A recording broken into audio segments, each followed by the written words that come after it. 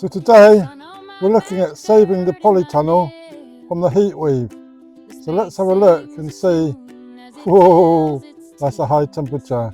Let's have a look and see what the temperature is. Oh my gosh, it's nearly 39, 38 degrees and it's absolutely storming on here. But my first job I was going to do is keep the front door open and open the back door. So let the airflow go all the way through the tunnel. Plant a little hope and let it be free. A stubborn root laughs as I pull and I tug. It's a waltz of the wild, a gardener's hug. The robins watch, they nod their heads, while worms have a party in their muddy beds. Oh, the soil it hums, oh, the spade it glows. Every seed I plant, a story grows. So this is the broad beans we planted in the polytunnel, and they're looking a bit sad now. They're looking a bit dried up. But having a look through, we are seeing there is a few broad beans still on this plant. So I'm just having a few pods come off here. There we go, we've got a few. We can have a few for some lunch, but they're mainly all dried up here now. The black fly got the ones on the outside, and these have been okay, but they have got some dried peas. If we rattle them, you can hear that they rattle inside, so they're dry. So we can harvest some of these for our new season. There we got one broad bean in our packet. So let's have a look at this one and one more. So that should grow for our harvest for next year. I'm going to go through the rest of these and check, see if we've got any more broad beans. This one's no good. No. So, yep, I'm going to go through these and clear them out as they're all done. So the tomatoes in the polytunnel need a feed. We've got fruit on the plants now, so we're going to give these a drink. If I can get this sticky mess off my fingers. It's the label of the bottle so stuck on my fingers. But if we can get this off, then we're going to plant, going to water with tomato white, give all our tomatoes a lovely drink, and that'll give them a nice feed. So let's go and feed these tomatoes.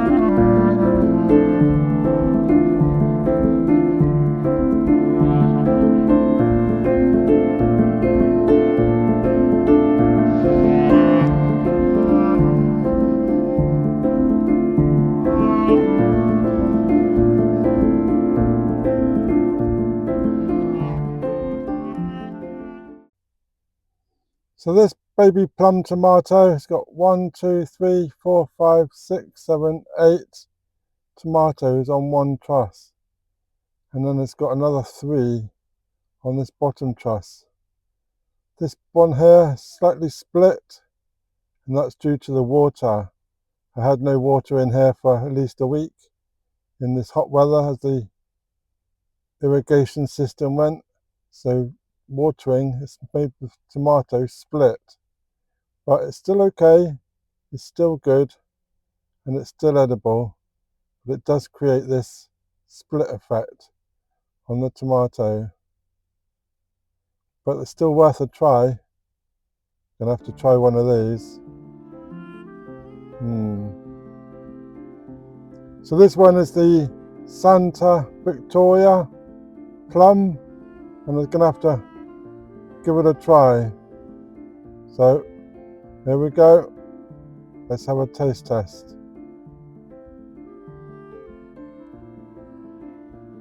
That's pretty good. Pretty good. Lovely and fresh. Pretty good. I do like that. That's a winner. Great job.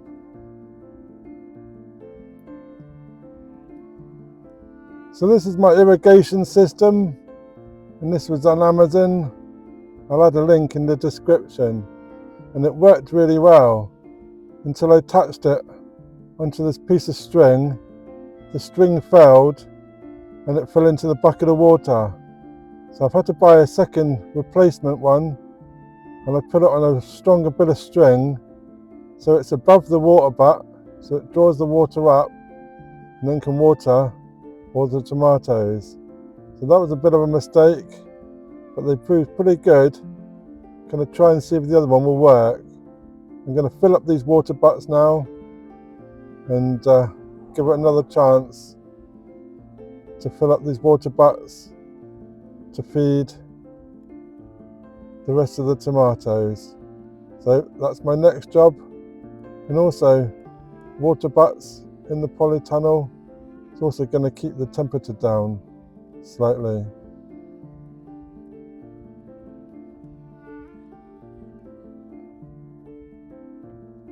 So another way to keep your polytunnels cooler is to put some cover over the top. Put some netting or an old blanket. You can even go to Aldi or Lidl and buy a sunshade or a garden protector, a barrier, I've seen that, and cover it over the top of the polytunnel, and that's going to reduce the heat and the sunlight coming through into the polytunnel. In this polytunnel I've got my grapevine, and it's going over the middle, and it's causing quite a shade. So that's causing a shade underneath, but it is a bit overgrown, but it is causing some shade. So it's keeping it slightly cooler over the top of the polytunnel.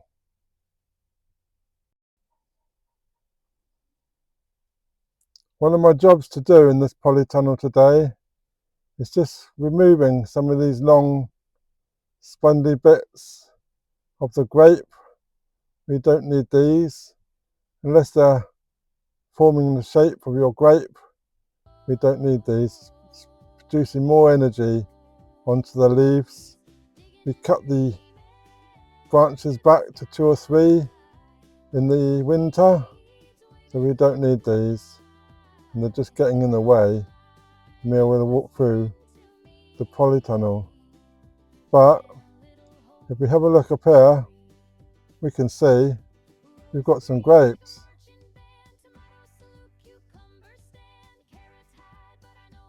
So check these out. How good are these? 1, 2, 3, 4 bunches there. They're looking really cool. And this bunch here, this has come hanging down. Need to sort this out. But look, there's loads and loads of grapes. But this bit here has died. And I've just had a theory why that's died. Because the roots are outside and they don't get watered.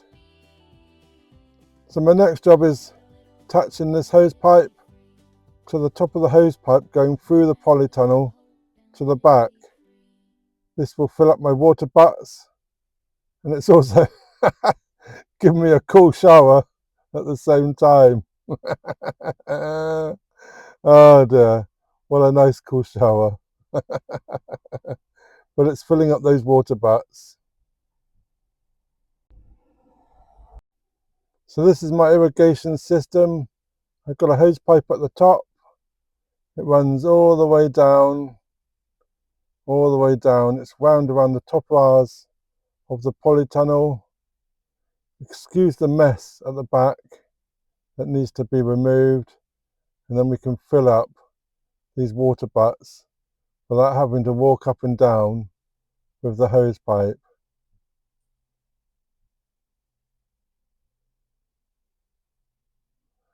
Whilst I'm walking through, it's also a great opportunity to sort out these tomatoes. Sort these out, wind them up, let them continue winding up the strings, twisting them round instead of them lying on the ground. Sort them out, 2 minutes just to sort them out, round and round and round. And there we go. This one's lying on the floor. I don't know why it's lying on the floor, but it needs to be going upwards. So there we go, boy. Oh, let's hang it up, string it up. It's got a bit of a mess, this one, but you're going upwards instead of acrosswards. There we go. Need to get in here another day, sort out all these side shoots and runners. That's another day. So I've seen these are touching the ground. They're going to cause disease. So I'm just going to remove these so they're not touching the ground and cause any more problems. So it's good to get it done now. There we go. Job done. Stop those runners running.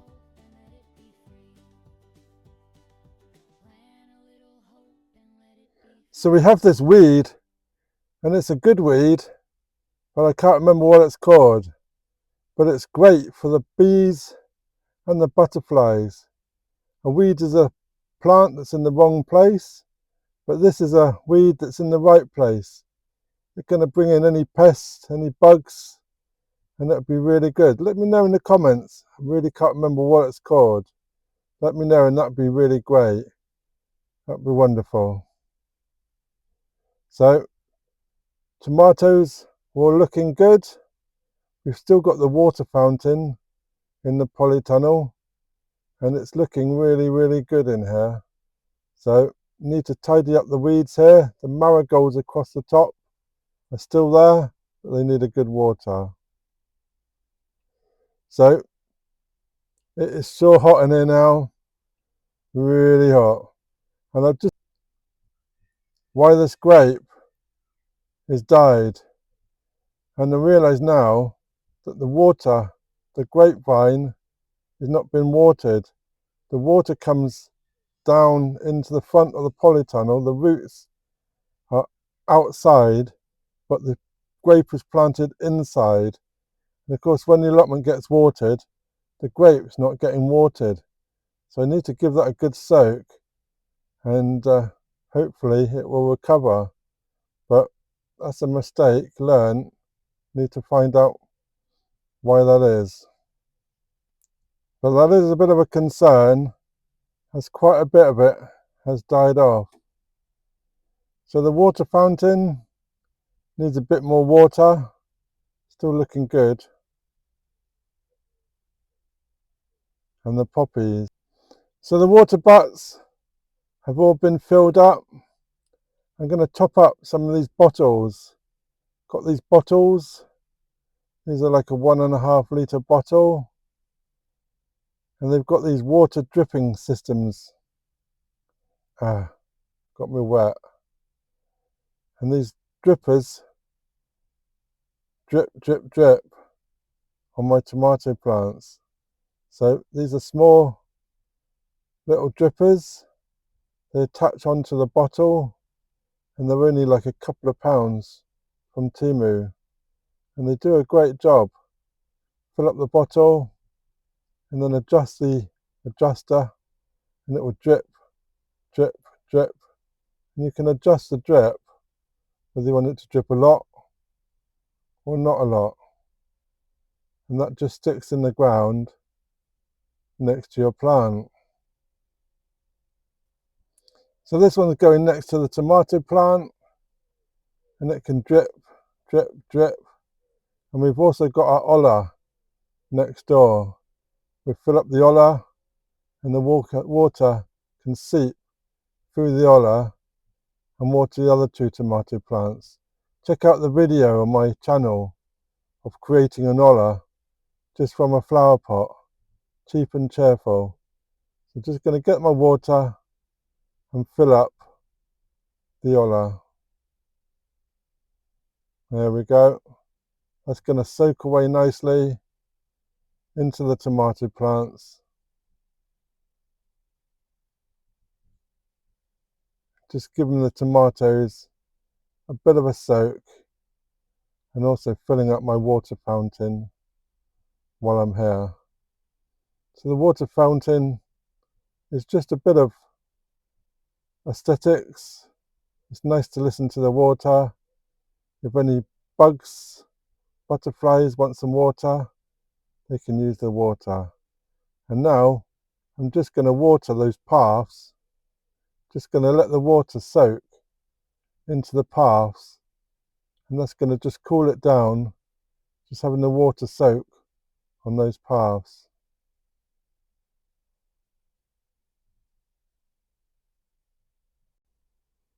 So I've let this hose soak for around 20 minutes.